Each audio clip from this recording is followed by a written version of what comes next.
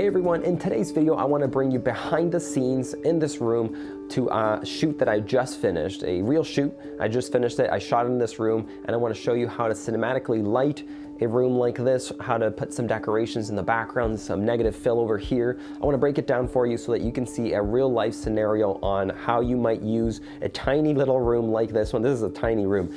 And I want to show you how I lit it, how I set it up so that you guys can learn how you can do it at your home, or if you're doing a shoot for a company or for a brand. This is a great thing to know how to do, have a framework that you can work with so that it looks good and cinematic in any room or scenario that you might be in. So let's go ahead and jump right into it. So the first thing I did when I walked in the room is trying to find which angle I'm going to shoot into. I chose the L of the room, the corner of the room here against the window, so that I could have some motivation coming in through the windows, and that would naturally give me some motivation to my light, and you get more interesting shadows being cast on the walls, and it just gives it a better look than a flat wall. I then started moving some furniture around. I didn't want it to look much like a bedroom or like a living room, so I wanted to move the couch out of the way, and instead I put a table with some plants and books, and on the other side I put a lamp so that the lamp wasn't directly behind me.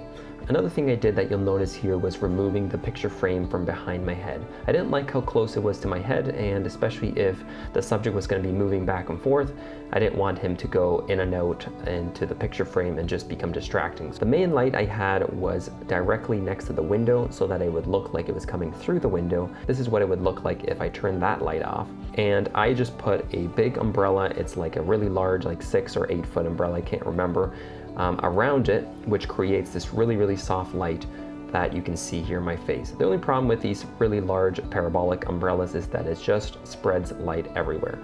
So I used that and then decided I was going to shape my light afterwards. I didn't like how the window in the back was looking and also how it was clipping a little bit. So I closed the shears and added these curtains, these white curtains that I had just to diffuse the light. I clipped them onto the curtain rod just with some of these cheap clamps, and that worked really well. You'll notice that this significantly improved the tone of the room. It brought down the background a little bit darker and let me pop out from the background a little bit better, and the light was just not scattering as much as it was before. I then turned on the light behind me. Now, as you can see, a common problem with turning on lights here is that they can be very bright.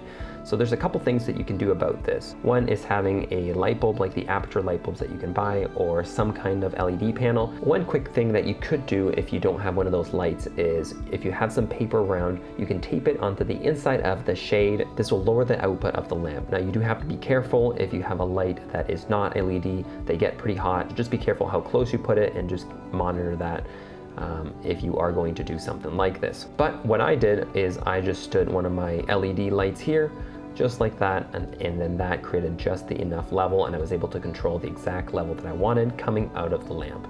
Now, this lamp looks a little odd right now because it's not creating any output, so I wanted to add some extra light that would match that, and it would be motivated from the lamp. So what I did is I grabbed this tube and I just laid it against this little dresser just to point upwards and a little bit of ambient around the room. You can look how different it looks before and after. It just looks a little bit more believable that there was actual light there that was being cast from this lamp. The next thing I wanted to do was add a lot of negative fill on the left side of my face. Since I'm using such a large softbox on the right of my face, I wanted to be able to control the light and shape the light on my face. I did this by adding a lot of negative fill on the left side of my face. You can see the big difference that the negative fill does. It really removes some of the light from the left side of my face. It adds a lot of depth to my face.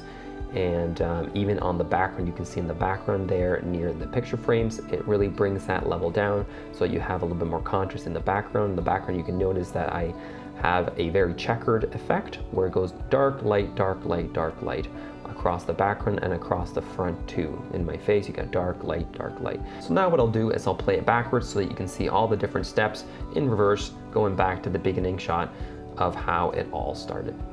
Hey, thanks so much for watching. I hope that video was helpful to you. If you liked it, give it a thumbs up, subscribe to the channel if you haven't already, and we'll see you guys in the next video.